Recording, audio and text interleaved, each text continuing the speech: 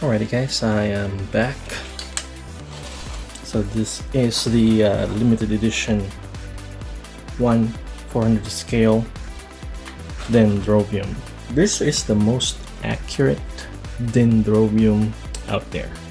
I mean, when you say accurate, anime accurate. The reason why is the HGUC Dendrobium, the scale of that model kit is based on the Gundam evolved Dendrobium, which is it has a shorter mega particle cannon barrel, and also the canister are a bit tiny smaller, and the body of the Orchis, the main body, is a little bit shorter. While this Gundam collection line, the Dendrobium versus Neo Zeo, it's anime accurate. It has a very long barrel and also very long Orchis body. Also the canister, it's a little bit wider. If you scale this into 1/144 scale HGUC size, this thing will be much bigger than the compared to the actual HGUC model kit, the Dendrobium. There's also another Dendrobium. It's a little bit way cheaper. It's the mechanical 1/550 scale. That one is anime accurate also when it comes to the proportion, but it doesn't have much detail compared to this 1/400 scale Dendrobium. So the weapon canister opens just like the HGUC one. There we go.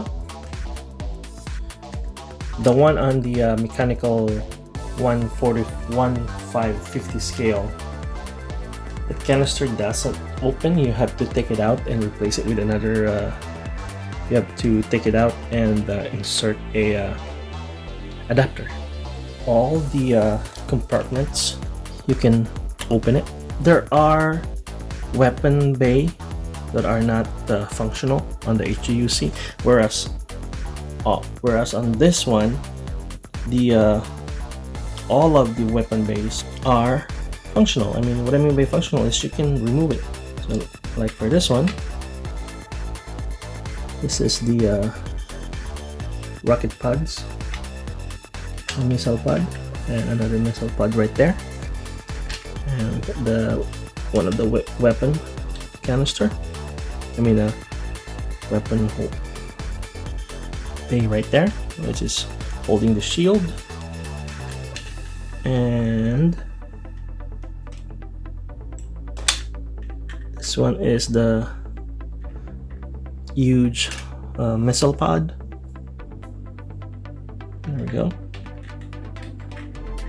The HGUC Dendrobium only have the missile pod, the two most weapon canister right there. I mean the weapon bay, which is the shield and the bazooka, and one big missile, which is, I think it's, yeah. Even though the HGUC have the base there, but there are only 8 functional weapon canister, weapon bay.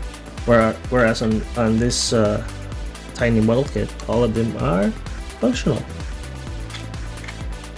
See, they're all functional.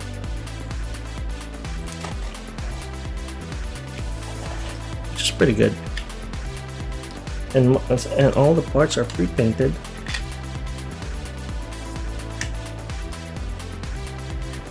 There. And I think what I like on this one, because this one has the demolition bay pod. The demolition wire, which on the series, Kuraraki used it against a Musai, where he deployed a wire and encircled the Musai and the Musa exploded. So yeah, that was the demolition wire. I'm gonna close that. The mega particle cannon, you can move it side to side. There's a little bit articulation movement right there. Whereas on the HGUC one, it's fixed. It's straight up fixed. You can't move it side to side. Also, the sensor, just like on the HGUC one, it's collapsible. Together with the handle here, can be open as such. There we go, and you can see the handle right there.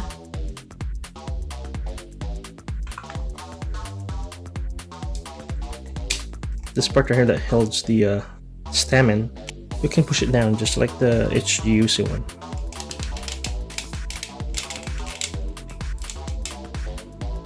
But this part, this flap right here is fixed, not like the HGUC one where you can flip it upwards. Also, the claws, the manipulators, can move. Actually, it doesn't have any mechanism. This is fixed. It's just there's a rail inside, it can go up and down. Whereas on the HGUC one, this area right here is functional. Also, the claw can extend. There's a ball joint here, so go up and down, and the claw can be open right there. And they're the same as the HGUC one. He has a beam saber right held inside the claw. It's really tiny, so you have to use there we go. So just help there, and underneath, let me just stick it up. Underneath the action base is another. You can store all the parts here if you want. So we're gonna use one beam saber. See?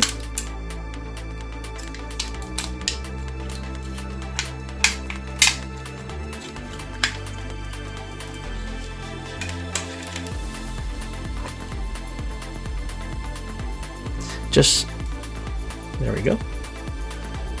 And also, compared to the HGUC, the beam saber in this one is pretty anime accurate. It's pretty long, whereas on the HGUC, the beam saber is not that long. I mean, it's kind of short. And then again, as I've said before, the HGUC one is based on the Gundam Evolve animated mini series, whereas in this one, it's based on the anime, actual anime. So as for the eye field generator, it's the same as the HGUC one, where you have to take up the front cover, and you can change the look into a active eye field or not active or inactive eye field.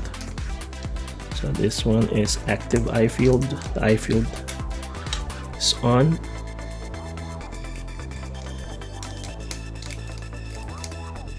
There we go. And the good thing about it is it came with the GP04 or the AMX04 turbo. And actually, with the help of the adjustable base, you can mimic the final fate of Sima. There.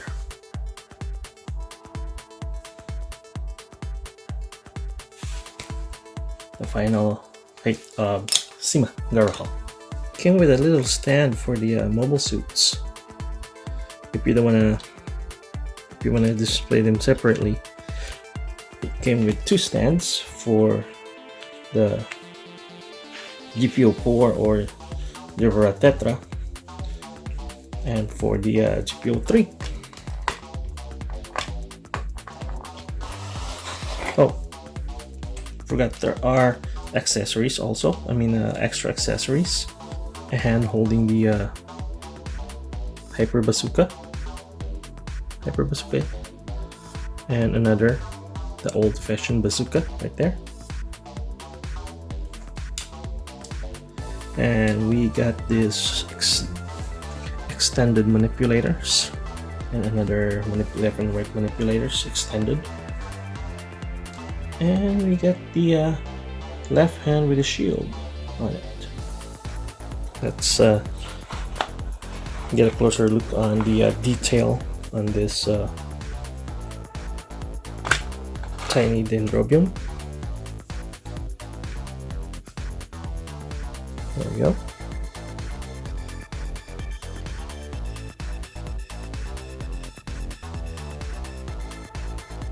The thrusters are already pre-painted.